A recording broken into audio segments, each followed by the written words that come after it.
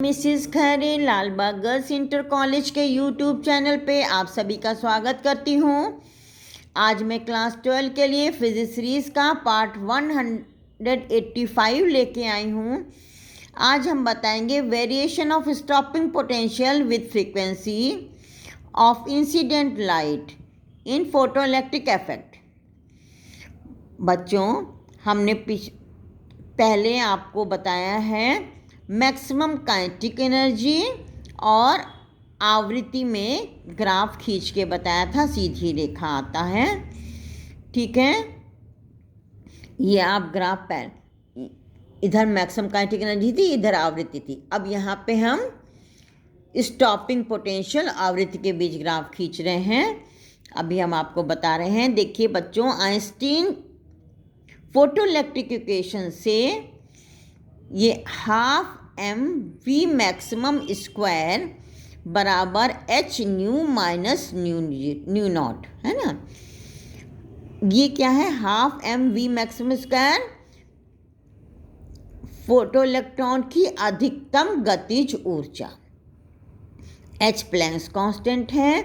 New जो है डाले जाने वाले प्रकाश की आवृत्ति है। न्यू नॉट जो है ये देहली आवृत्ति है किसी धातु के लिए। ठीक है, क्योंकि स्टॉपिंग पोटेंशियल पे अधिकतम गतिज ऊर्जा वाला इलेक्ट्रॉन भी रोक लिया जाता है, इसलिए अधिकतम गतिज ऊर्जा की जगह हम E इंटू वी नॉट लिखेंगे। वी नॉट क्या है? Stopping potential. देखिए बच्चों, ये न्यू है, ये V है, समझ अलग अलग है। न्यू नॉट देहली आवृत्ति है और V क्या है? स्टॉपिंग पोटेंशियल है या निरोधी विभव है। ठीक है, अब इसको हमने E से डिवाइड कर दिया तो V0 बराबर H upon E nu minus H upon E nu naught. देखिए y is equal to m x plus c से देखते हैं। देखिए y एक्सिस पे क्या है? देखिए V है, ठीक है। और एम एक्स, देखिए m क्या है? इसका स्लोप होगा। ये आपको सीधी रेखा मिलेगा। ये ग्राफ, ये स्लोप है, ये न्यू नॉट है, ये देहली आवृत्ति है। और ये स्लोप है। स्लोप इसका क्या हो जाएगा? ये एम एच अपॉन ई। एच अपॉन ई इसका स्लोप हो जाएगा बी सी अपॉन ए सी। एच अपॉन ई बराबर tan थीटा बराबर बी सी अपॉन ए सी।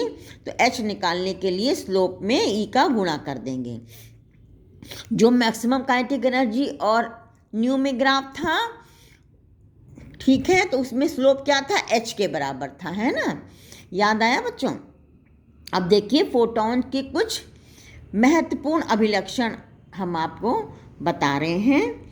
किसी भी सोर्स से विकिरण फोटॉन के रूप में उत्सर्जित होते हैं जो एक सरल रेखा में प्रकाश के वेग से चलते हैं। प्रकाश का वेग निर्वात में क्या है? 3×10⁸ मीटर प्रति सेकंड।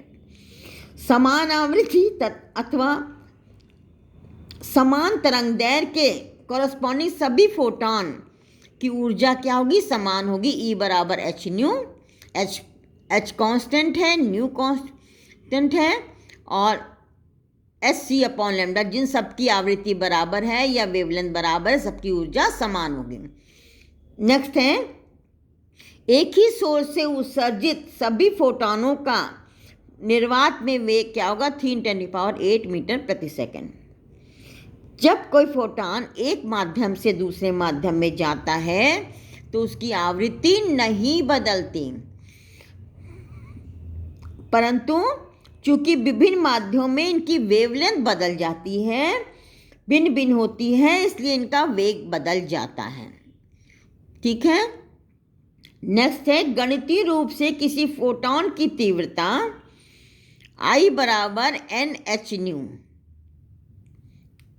जहां n क्या है? प्रति एकांक एरिया से प्रति सेकंड गुजरने वाले फोटॉन्स की संख्या है। यूनिट एरिया से यूनिट टाइम में गुजरने वाले फोटॉन्स की संख्या, और इसका मात्रक क्या हो जाएगा? वाट पर मीटर स्क्वायर। I का मात्रक वाट पर मीटर स्क्वायर। फोटॉन का रेस्ट मास जो है वो 0 होता है।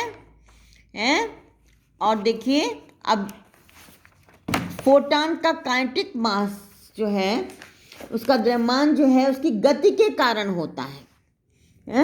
न्यू आवृत्ति और अथवा लैम्डा वेवलेंथ का कोई भी फोटॉन प्रकाश के वेग से गतिशील है तो उसका गति आपका काइनेटिक द्रव्यमान निकालने के लिए हम क्या करेंगे, E बराबर एच न्यू। देखिए रेस्ट मास तो 0 है। अब जो है गतिज द्रव्यमान निकालने के लिए क्या है, E बराबर एच न्यू, E बराबर एम सी स्क्वायर, दोनों को बराबर कर दिया, एच न्यू बराबर एम सी स्क्वायर। ठीक है, M बराबर एच न्यू अपॉन सी स्क्वायर। ठीक है, और इसको आपने न्यू को बदल दिया है, न्यू बराबर क्या होगा, सी अपॉन लेमडा। न्यू बराबर सी अपॉन लेमडा, तो ये होगा एच अपॉन सी लेमडा, ये आ गया द्रव्यमान, इसका काइनेटिक द्रव्यमान। ठीक है, और अब देखिए इसका मोमेंटम क्या हो जाएगा कि प्रकाश के द्रव्यमान ये हो गया, प्रकाश के वेग से चल रहा है, काइनेटिक मास ये हो गया, तो एच अपॉन सी लेमडा, एम की जगह इंटू सी, एच अपॉन लेमडा जो है इसका मोमेंटम हो गया बच्चों। ठीक है,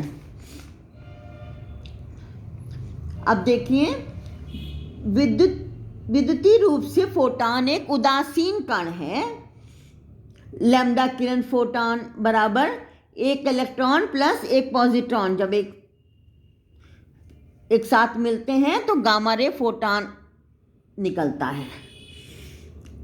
फिर है किसी फोटॉन का जैसे इलेक्ट्रॉन प्रोटॉन आदि के साथ जो कोलिजन की क्रिया जो है उसमें ये कैसा होता है, कोलिजन कैसा आता है, परफेक्टली इलास्टिक। इसमें गतिज ऊर्जा और संवेग दोनों ही जो है वो संरक्षित रहते हैं।